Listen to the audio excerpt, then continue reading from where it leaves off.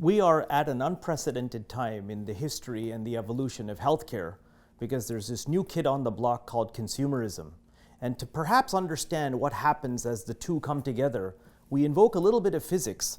In the case of healthcare, you have a reasonably large mass, undoubtedly, but one that's moving at somewhat of a slower velocity. At the same time, you got this big thing called consumerism, probably bigger mass that's moving at an incredibly high velocity. And so people ask, well, what's happening in that collision? And I say, actually, let's not talk about collision. Let's talk about what's happening at that convergence. Can we actually harness the value of the energy that's created when we have these two massive masses come together, but at these dissimilar velocities?